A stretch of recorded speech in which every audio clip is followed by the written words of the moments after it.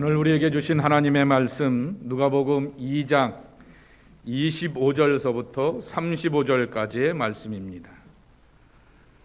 누가복음 2장 25절서부터 35절.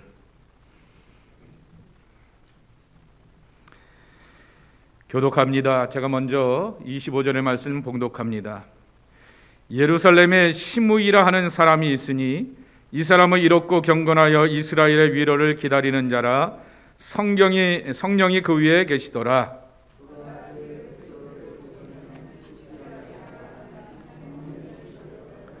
성령의 감동으로 성전에 들어가며 마침 부모가 율법의 관례대로 행하고자 하여 그 아기 예수를 데리고 오는지라. 주저여 이제는 말씀하신 대로 종을 평안히 놓아 주시는도다.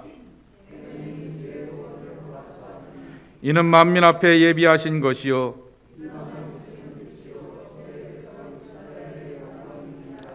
그의 부모가 그에 대한 말들을 놀랍게 여기더라.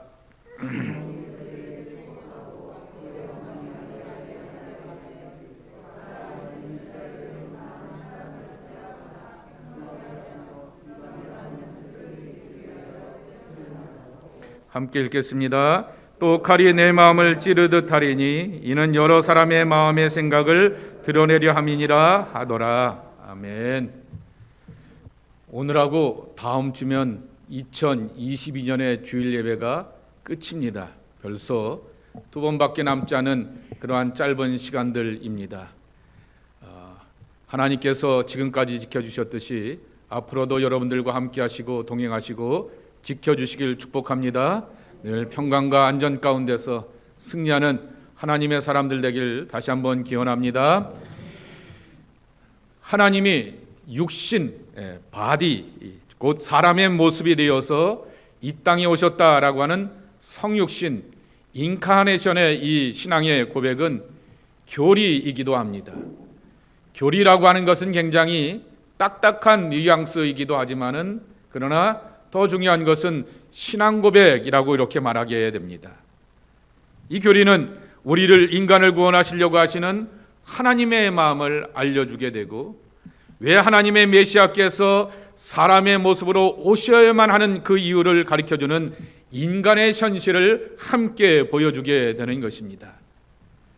이제 성탄의 절기에 제가 성육신의 설교를 쭉 하게 되지만은 저는 또 신년을 맞이하여서 새해는 어떤 설교를 나눌까라고 이렇게 고민을 하게 되면서 신앙의 선배들의 책들을 보게 되는데 헬무트 틸리케의 설교집 신과 악마 사이야에 보게 되면은 이분이 참 거울이라고 하는 그것을 가지고서 이 비유적으로 반복하여서 설교를 하고 계시는 것을 보게 됩니다.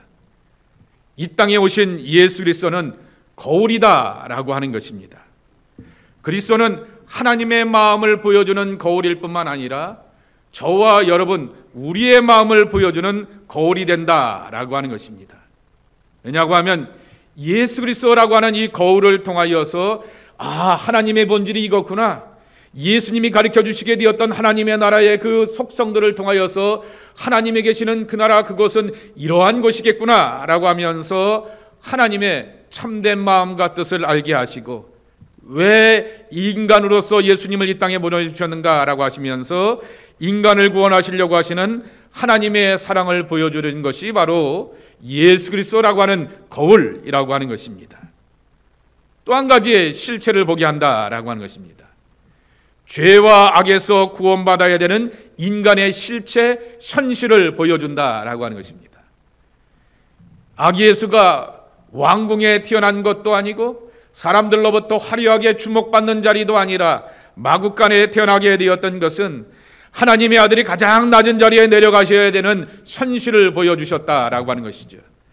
가장 냄새나는 것서부터 구원하시겠다, 가장 밑바닥서부터 오셔서 인생을 구원하시겠다라고 하는 그 인간의 현실을 보여주시게 된다라고 하는 것입니다.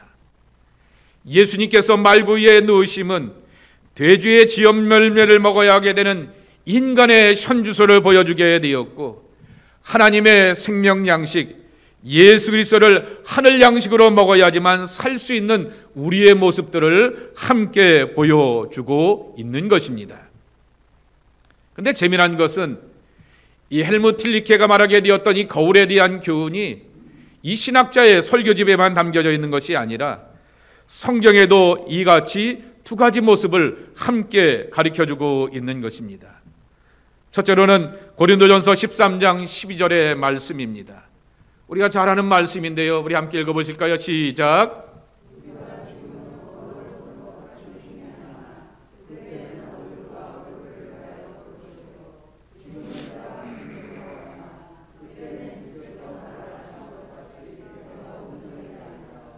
고린도전서 13장은 사랑장입니다. 사랑하라 라고 하는 것이죠. 사랑하다 보게 되면 이게 하나님의 마음이고 이게 하나님의 속성이라고 하는 것을 깨달아 안다라고 하는 것이죠. 성경이 말하는 사랑은 내가 편한 사람, 내가 좋아하는 사람, 내 취향에 맞는 사람만 사랑하라고 말하지 않습니다. 신앙의 공동체 안에서, 삶의 공동체 안에서 힘들고 어렵고 버겁지만은 품고 사랑해야 될 사람들을 함께 사랑하는 것이고, 심지어 예수님은 원수조차도 사랑하라 라고 말하게 되었던 것입니다.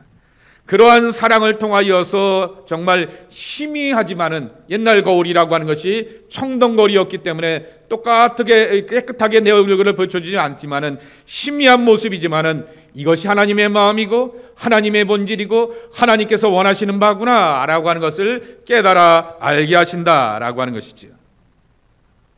고린도후서 3장 18절입니다.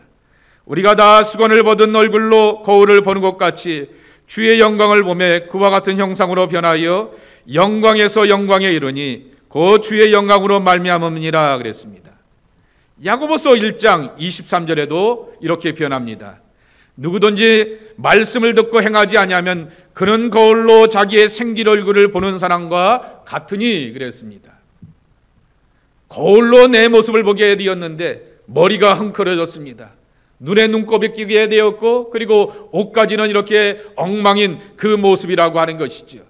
하나님의 말씀을 듣고 행하지 않게 되는 그 삶을 그렇게 보여주고 있다라고 하는 것이죠. 인간의 본질이 드러난다라고 하는 것입니다.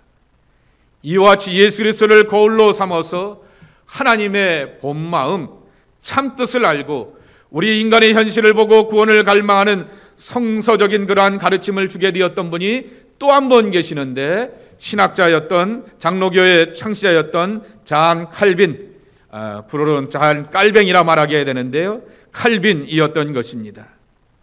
칼빈은 이렇게 말하게 됩니다. 우리가 하나님의 형상으로 지음받았다라고 하는 것은 존재론으로 설명하는 것이 아니라 관계론으로 설명하게 되었을 때 쉽게 이해된다라고 하는 것입니다. 자, 성경을 가지고 더 쉬운 말로 여러분들 앞에 소개하겠습니다. 창세기 3장에 보게 되면은 아담과 하와가 범죄하게 되었습니다.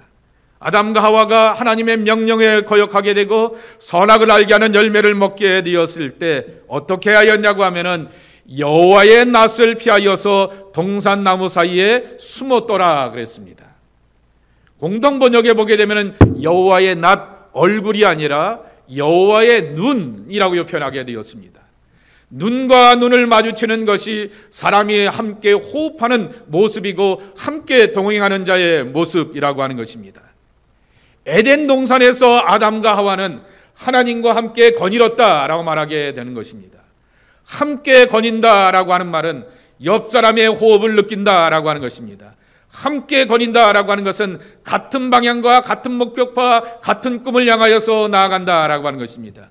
하나님께서 가시는 그 방향을 향하여서, 목표를 향하여서 나아가게 되었는데, 그제는 범죄하게 되어서 하나님과 거리를 멀리 두게 되고 하나님의 얼굴을 향해서 쳐다보고 눈을 맞추는 것이 아니라 숨어있는 그러한 존재가 되었다라고 하는 것입니다. 이처럼 죄의 모습은 바로 하나님과 우리 사이의 관계가 멀어지고 소원하게 되었다라고 하는 것입니다. 이것을 우리는 정말 예수 그리스도라고 하는 거울을 통하여서 다시 한번 깨닫게 되는 것이지요. 그러기에 여러분들 앞에 먼저 권면합니다. 예수 그리스도라고 하는 거울을 통하여서 하나님의 마음과 참뜻을 알아가게 되는 것입니다. 그러게 왜 예수님이 사람의 아들로 이 땅에 오셨고 이 땅에서 우리의 말과 우리의 언어와 우리의 평이하고 쉬운 그러한 교훈과 가르침으로써 하나님 나라를 보여주셨는가라고 하는 것을 알아야 한다라고 하는 것입니다.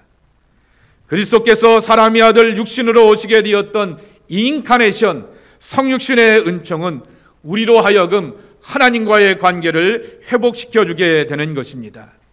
여러분, 지난 주일날 성육신의 두 번째 은총이 뭐라 그랬어요? 하나님의 타이밍, 때가 되매 그랬습니다. 그래서 갈라디아서 4장 4절 말씀에 보게 되면 때가 참에 하나님께서 당신의 아들을 이 땅에 육신으로 보내주셨다라고 하였습니다. 그러면 그 결과가 무엇인가라고 하는 것이죠. 갈라디아서 4장 6절의 말씀입니다. 우리 함께 읽겠습니다. 시작.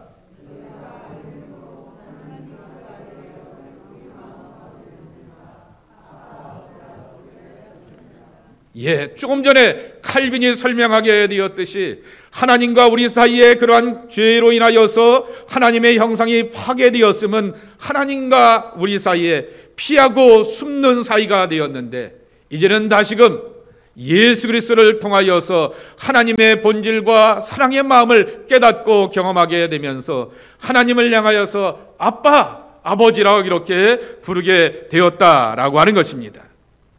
하나님과 우리와의 회복을 위하여 하나님의 충만한 시간에 예수 그리스도는 사람의 아들로 오셨고 하나님의 시간에 우리를 위한 구속의 제물이 되어주셨고 그 결과로 우리는 하나님을 향하여서 아빠, 아버지라고 하는 고백을 하게 되었다라고 하는 것입니다.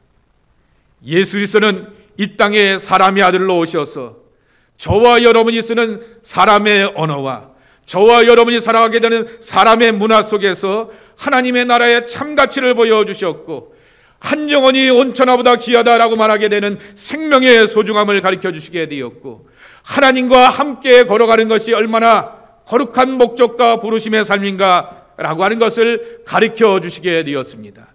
하나님과 연결되어 있을 때 이것을 경험하게 되는 것입니다. 이것을 칼빈이 뭐라고 표현했냐고 하면은 리오리엔테이션이라고 말하게 되었습니다. 다시 방향을 찾는 일이라고 말하고 있는 것입니다. 좀 전에 에덴 동산에서 아담과 하와가 하나님과 함께 거닐었다라고 말하게 되었을 때 당연히 그 걸음걸이의 주체는 하나님이라고 하는 것이죠. 아담과 하와를 향하여서 이쪽으로 가자, 저쪽으로 가자, 이쪽으로 가자라고 하시면서 그 걸음을 향하여서 주체적으로 함께 걸어가게 되었습니다. 하나님이 가는 길은 안전한 길입니다. 하나님이 가시는 길은 복된 길입니다. 하나님이 가시는 길은 우리를 위하여서 준비되어 있는 그러한 생명의 길인 것입니다. 그런데 우리는 하나님을 멀리하고 숨어서 관계가 끊어지게 되었는데 다시 한번 하나님과 연결되어서 하나님과 함께 같은 방향을 걸어가는 길로 나아가게 되었다라고 하는 것입니다. 이것을 칼빈은 지성의 조명, 마음의 발음, 그리고 모든 지체의 건강이라고 이렇게 설명하기도 하게 되었던 것입니다. 우리의 삶이 진정으로 기뻐하고 즐거워하며 행복한 것은 삶을 선물로 허락하시게 되었던 하나님의 뜻과 선하심을 맛보아 알 때인 것입니다. 매일 성경이 12월 달에 이 성탄의 계절 가운데 참 어렵게도 공교롭게도 전도서의 말씀을 주게 되는 것입니다. 그런데 어제 전도서 11장 5절 하반절의 말씀에 보게 되면 이런 말씀이 있습니다. 우리 함께 읽어볼까요? 시작.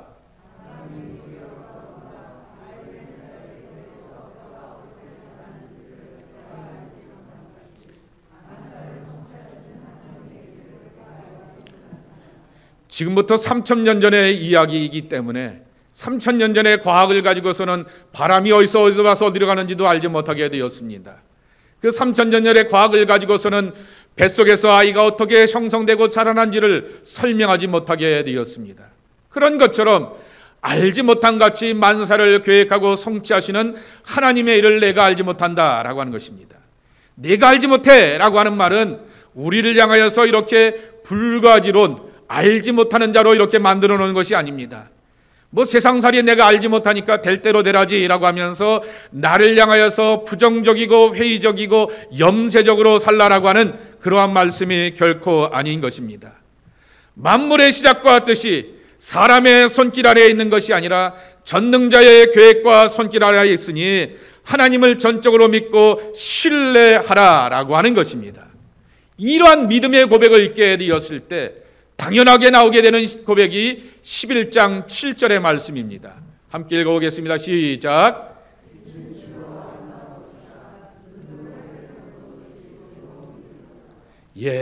모든 사람들에게 태양빛이 비치게 되었을 때 어떤 날은 우리의 마음이 불편하고 힘들게 되면 왜 햇빛이 이렇게 따갑게 내 얼굴을 비추게 되는 거야?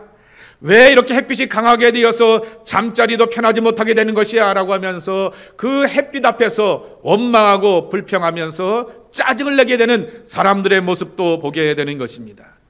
근데 전도서의 기자는 만물의 아름다움들이 하나님의 선함 가운데 있음을 깨닫고 하나님의 손길 아래 모든 것이 움직여간다라고 하는 것에 대한 믿음과 신뢰가 있게 되니까 빛은 실로 아름답다 말하게 됩니다. 내 눈을 가지고 해를 보는 것이 즐거운 일이다 라고 말하게 되었습니다. 어저께 새벽 기도 때 저 즐겁다라고 하는 말이 시브리어로 토부라고 말씀을 드렸습니다. 토부라고 하는 단어가 잘 쓰여 있는 것이 있습니다. 창세기 1장과 2장의 말씀입니다. 태초에 하나님이 천지를 창조하시니라. 태초에 하나님이 천지를 창조하시고 첫째 날은, 둘째 날은, 그리고서 여째 날은 라고 이렇게 쭉 말씀하시게 되었을 때 마지막에 하나님 뭐라고 감탄하셨어요? 보시기에 심히 좋았더라 그랬습니다. 좋다, 굿이라고 하는 말, great이라고 하는 말이 바로 이 토부라고 하는 말인 것입니다. 하나님의 은혜 안에서 모든 것을 맡기고 의지하고 하나님의 계획과 손길 아래 모든 삶이 인도 안 받는다라고 하는 것을 깨닫고 알아가게 되니 해가 내게 비치게 되고 그리고 내 눈을 가지고서 해를 바라보게 되는 것이 좋고 귀한 일이야 라고 하면서 따스한 햇빛으로서 내가 누린다라고 하는 것입니다. 이 고백은 누가 고백했냐라고 하게 되면 창세기 32장 31절에 나오게 되는 야곱인 것입니다. 여기 야곱이 이렇게 고백하게 됩니다. 내가 여기서 하나님을 대면하고도 목숨을 건졌구나 라고 하면서 그것의 이름을 분이엘이라 라고 이름을 부르게 되었는데 거기에 보십시오. 그 다음 말입니다. 그가 다친 다리를 쩔뚝거리며 분이엘을 떠날 때 해가 떠올랐다 라고 하는 말씀입니다. 다친 다리를 쩔뚝거리며 라고 하는 표현이죠.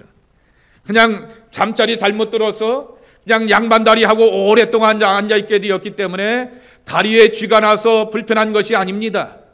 다리가 쩔뚝거렸다라고 하는 얘기는 이제부터는 평생 핸디캡이 되어서 정말 불편한 다리를 가지고서 살아가야 되는 여러 가지로 어렵고 장애가 있는 아픔의 삶이었지만은 하나님을 만나게 되었던 기쁨과 감격이 있게 되었더니 분이엘에 떠오르는 해를 바라보게 되면서 새 아침을 맞이하게 되는 새날의 백성이 되었다라고 하는 그 기쁨과 감격을 고백하게 되었던 것입니다. 하나님과의 관계의 회복 속에서 오게 되었던 삶의 기쁨, 만물의 충만함, 오늘의 해가 또 다른 새로운 약속들을 기약하는 것처럼 바라보게 되는 은총을 그가 이와 같이 선언하게 되었던 것입니다. 오늘 본문을 보겠습니다. 시므이라고 하는 사람입니다. 예수님께서 난지 8개월 만에 유대인의 정결 예식을 따라서 예루살렘 성전에 가게 되었습니다. 근데 성전에 앉아서 늘 기도하던 사람이 한 사람 있었습니다. 그는 시므이라 말하게 됩니다. 25절에 보게 되면 그는 의롭고 경건한 사람이라 말하게 되었습니다. 그리고 성령이 그 위에 계셨다라 말하게 되었습니다. 26절에 보게 되면 성령의 지시를 받았다라 말하게 되었습니다. 그리고 성령의 감동으로 성전에 들어가게 되는 정말 성령으로 사는 사람이었다라고 하는 것이죠. 예수님이 공생애를 사역하기 이전에 이미 성령의 사람이었던 이가 바로 이 시므이였다라고 하는 것입니다. 그런데 이 의롭고 경건한 시므이가 그의 신앙의 완성 피리어드 마크 마침점을 찍게 되었던 것은 결국 예수 그리스도를 만남에 있다라고 하는 것입니다. 아기 예수를 만나게 되었던 시므이의 고백과 선언은 우리의 신앙이 어디까지 가야 하는가라고 하는 것을 보여주고 있는 것입니다. 여기 31절, 32절 한번 읽어보실까요? 읽겠습니다. 시작. 31절, 32절 시작.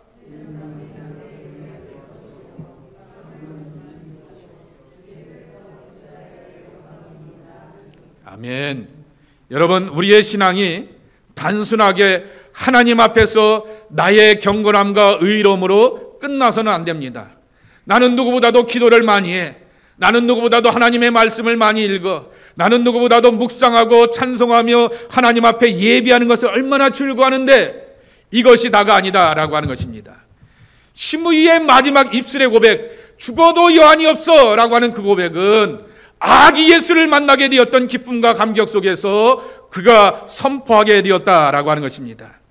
나의 구원과 나의 메시아를 만났음으로 인하여서 만족하는 것이 아니라 예수 그리스도의 구원이 온 세상을 구원하시려고 하시는 하나님의 뜻이요 위대한 계획과 섭리라고 하는 것을 선포할 줄 아는 더 발전하고 진보하여 선언하는 그러한 모습이 되어야 하는 것입니다.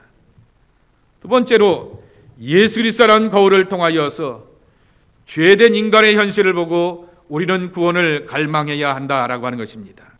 시므이라고 하는 이 선지자가 아기 예수의 육신의 어머니인 부모인 마리아와 요셉에게 이 아이의 미래에 대해서 설명하게 됩니다. 34절과 35절 말씀에 보게 되면은 그의 어머니 마리아에게 말하여 이르되 보라 이는 이스라엘 중 많은 사람을 패하거나 흥하게 하며 비방을 받는 표적이 되기 위하여서 세움을 받았고 또 칼이 내 마음을 찌르듯 하리니 이는 여러 사람의 마음의 생각을 드러내려 함이라 하더라 그랬습니다. 공동번역으로 이렇게 제가 쉽게 번역해 놓은 것을 함께 보도록 하겠습니다. 우리 한번 34절 35절을 공동번역으로 쉽게 써놨는데요, 읽어보시면 이해가 더 정확할 것입니다. 읽겠습니다. 시작. 시므온은 그들을 축복하고 나서 아기 어머니 마리아에게 이렇게 말하였다. 이 아기는 수많은 이스라엘 백성들을 넘어뜨리기도 하고 일으키기도 할 뿐이십니다. 이 아기는 많은 사람들의 반대를 받는 표적이 되어 당신의 마음은 예리한 칼에 찔리듯 아플 것입니다. 그러나 그는 반대자들의 숨은 생각을 드러나게 할 것입니다. 여러분, 이 부모를 향하여서 예수님의 앞으로의 사역을 소개하게 해야 됩니다. 많은 사람들의 반대를 받는 표적이 된다 그랬습니다. 여기 다 부모들 계시는데요, 내 아들과 내 딸이 사람들로부터 반대를 받게 되고 비난을 받게 되면은 결국 내 가슴이 찢어지게 되는 것이지요. 그런 아픔을 당신들이 예리한 칼에 찔리듯 겪게 될 것입니다 그랬습니다. 그러나 예수님은 결국 반대자들의 숨은 생각을 드러나게 할 것입니다 라고 말하게 됩니다. 정말 예수 그리스도의 반대자라고 하는 표현, 가장 대표적으로 우리가 떠올리게 되는 사람들이 바리새인들과 제사장들과 같이 그들이 그렇게 살게 되었고 그들의 숨은 뜻을 드러나게 되었던 것입니다. 바리새인들은 정확하게 표현하면 대안의 세력이었던 것입니다. 누구의 대안이었냐라고 하면은 바로 제사장들의 경건이 온전치 못하기 때문에 제사장들의 제사와 예배가 이스라엘 백성들의 마음 가운데 하나님의 말씀과 하나님의 뜻을 잘 가르쳐 주지 못하기 때문에 그들을 비난하면서 대안의 세력들이 되었던 것이 바로 바리새인들이라고 하는 것이죠. 근데 예수님께서 바리새인들을 향하여서 비난하시게 되었던 것은 신앙생활 그렇게 해서는 안 된다라고 하는 그와 같은 말씀이라고 하는 것입니다. 여러분, 종종 우리가 신앙생활하게 되었을 때 우리 안에 보이는 모습이기도 하고 특별히 정치하는 사람들도 이것을 잘 이용하기도 합니다. 대표적인 사람이 히틀러인 것이죠. 자기 정치의 위력과 자기 정치의 카리스마를 이렇게 보여주기 위하여서 특정 세력에 대하여서 극단적인 감정을 몰고 가게 되는 것입니다. 유대인들 예수를 잡아 죽인 족속들 아니야 라고 하면서 특정한 사람들을 이렇게 부정적인 감정을 일으키게 하면서 자기들의 우월함과 자기들의 정치의 합리화를 기하게 되는 것이죠. 바리새인들도 그렇게 하였던 것입니다. 자기들의 우월함을 강조하기 위하여서 제사장들의 신앙과 그리고 그런 믿음의 패턴들이 잘못되었다라고 이렇게 정죄하게 되었던 것입니다. 우리가 신앙생활하게 되었을 때 이러한 함정과 올무에 빠질 위험성들이 있고 우리의 신앙생활 가운데서도 종종 이러한 실수를 경험하기도 하는 것입니다. 분명히 신앙생활 하다 보게 되면, 삶을 살다 보게 되면은 나와 안 맞는 사람도 있고 내게 불편한 사람도 있는 것입니다. 그런데 바리새인처럼 악마하거나 죄된 사람으로 이렇게 만들어가는 것이 아니라 그것을 이기고 극복하면서 어떻게 하나님의 선과 사랑으로 세워갈까라고 하는 것이 우리의 평생의 숙제가 되어야 한다라고 하는 것입니다. 그러기에 날마다 그리스도의 말씀과 성령이 충만하지 않으면 똑같은 실수를 범하게 되는 것입니다. 여러분 기억하십시오. 예루살렘에 오시는 예수님을 환영하며 종려나무 가지를 흔들었던 무리도 예수님을 향하여서 십자가에 못 박으라고 이렇게 손짓하면서 선동하였던 무리도 똑같은 사람들이고 똑같은 입을 갖고 있는 사람들이고 똑같은 무리였다라고 하는 것입니다. 그것이 바로 우리 안에 이중성을 보여주게 되는 것이죠. 출애굽기 3장 18절 말씀에 보게 되면은 성전에 있는 물두멍, 물을 담아놓게 되었던 큰 그릇에 대한 기원과 목적이 이와 같습니다. 원래 물두멍은 여인들이 사용하여던 청동 거울을 녹여서 이 그릇을 이렇게 물그릇을 담아놓게 만들어 놓게 되었던 것입니다. 여인들의 거울입니다. 그리고 그 물두멍 안에 맑은 물을 가득 채우게 됩니다. 그럼 맑은 물을 가득 채우게 되면은 제사장이 해야 될 일이 뭐냐라고 하게 되면은 회막에 들어가기 전에 맑은 물 앞에서 먼저 자기의 모습을 비춰봐야 됩니다. 옷이 헝클어졌는지 그리고 복장은 제대로 됐는지 자기의 모습을 비춰본 다음에 물두멍에 물을 떠다가 자기의 손을 닦고 발을 닦고 자기의 몸을 닦으면서 정결하고 깨끗한 마음 가운데서 하나님 앞에 들어가게 된다라고 하는 것입니다. 하나님 앞에서 자신을 볼 줄 아는 눈을 갖는다라고 하는 것이 하나님의 구원과 은혜를 경험하는 출발점이 되는구나 라고 하는 것이 물두멍의 은혜라고 하는 것입니다. 여러분 서양 사람들에게 있어서 거울이라고 하는 것은 흔히 말하는 나르시즘의 상징적인 표현입니다. 자아도취, 자아만족의 그러한 표현이라고 하는 것이죠. 그런데 거울이 주게 되는 또 하나의 은혜가 있고 지혜가 있습니다. 자기 만족에 빠지게 되어서 거울 앞에서 내 얼굴만 보고 내 모습만 본다고 하면은 이것은 정말 진정한 부정적인 의미에서의 나르시즘일 것입니다. 근데 거울을 가만히 보십시오. 내 얼굴만 보이는 것이 아니라 내 주변에 있게 되는 만물이 보이게 되고 사물이 보이게 되고 내 뒤에 있는 누군가가 보여지게 되는 것입니다. 그래서 옛날 지혜의 사람들은 한번 따라해 보실까요? 거울의 이중성. 거울은 두 가지의 그런 모습을 함께 갖고 있는데 이것을 볼 줄 알아야 된다라고 하는 것이죠. 자신의 건강하고 아름다운 모습을 볼 줄 알고 한편으로는 자신의 현실과 한계도 함께 볼 줄 알아야 된다라고 하는 것입니다. 그래서 중세 사람들에게 있어서 거울을 가지고 다닌다라고 하는 것은 외모를 치장하는 판단일 뿐만 아니라 자신을 볼 줄 아는 지혜의 모습으로서 함께 존중되었다라고 하는 것입니다. 여러분, 우리가 거울을 보게 되면서 나만 바라보는 것이 아니라 내 주변을 바라보게 되고 내 뒤편에 계시는 그분을 바라본다라고 하는 것이 얼마나 크고 놀라운 은혜인지는 모르겠습니다. 나를 바라보게 되었을 때 내 모습의 한계와 연약함을 바라보게 되지만은 내게 힘을 주고 내게 용기가 되시는 내 뒤에 계시는 임마누엘 되신 하나님을 바라볼 줄 아는 믿음의 눈을 갖는다라고 하는 것이 은혜인 것입니다. 내게는 연약함이 있고 병들어서 정말 불편하지만은 내게 회복을 주시고 강건케 하시는 내 뒤에 계시는 하나님의 능력과 힘을 받고 나는 고침받고 회복될 수 있다라고 하는 믿음의 담대함을 갖고 살아가는 것이 우리에게는 은혜라고 하는 것입니다. 거울을 본다라고 하는 것은 유행가 가사처럼 거울도 안 보는 여자, 거울도 안 보는 남자, 그것은 결국 하나님 앞에서 심판을 당하게 된다라고 하는 것입니다. 예수 그리스도라고 하는 거울은 나를 비추어서 나의 죄됨도 보여주게 되지만은 내 뒤편에 계시면서 십자가를 함께 보여주셔서 비록 우리가 죄인이지만은 나를 향하여서 충분히 구원받고 회복할 수 있는 하나님의 손길과 멀리서 나를 지켜보시는 예수님을 함께 볼 줄 아는 믿음의 눈을 허락해 주신다라고 하는 것입니다. 그래서 종교개혁자 마틴 루터는 예수 그리스도는 하나님의 마음의 거울일 뿐만 아니라 우리의 마음의 거울입니다 라고 이렇게 선언하게 되었던 것입니다. 인간이 할 수 있는 유일한 방편은 우리를 향하여서 다가오시게 되었던 예수님을 우리 안에 모셔드리고 우리를 향한 하나님의 구원을 경험하는 데 있다라고 하는 것입니다.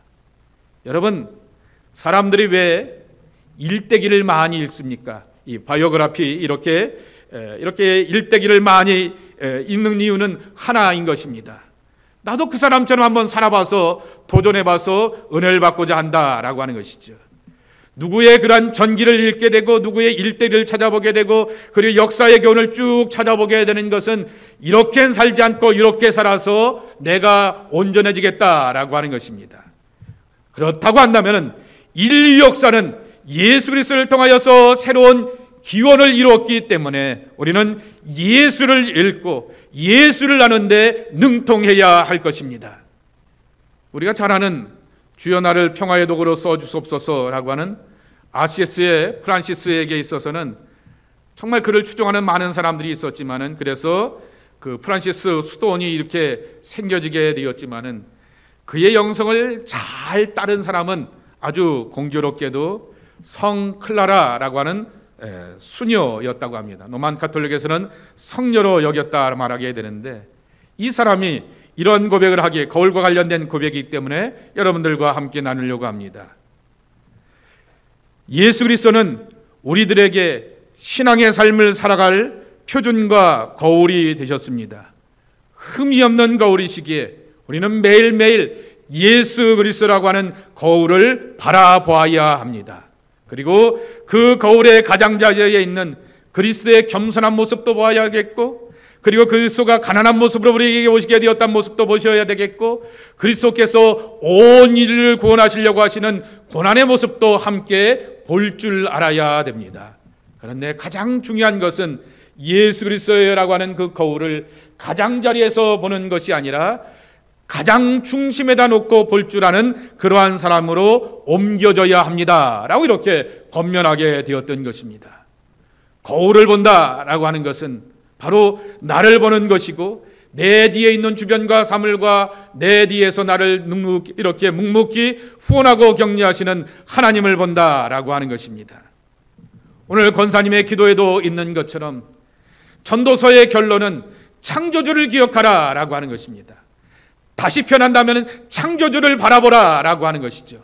만물의 시작이 하나님으로부터 오게 되었으니 만물의 시작과 끝이 되시는 창조주 하나님을 바라보면서 삶의 심판자 되신 하나님을 기억하면서 그분의 앞에 내가 심판받는 사람이 아니라 그분은 어찌하든지 우리를 향하여서 사랑하고 구원하기를 기뻐하셨으니 그 구원의 길에 함께 도달해 가야 되는데 누구를 통해서 발견할 수 있다고요?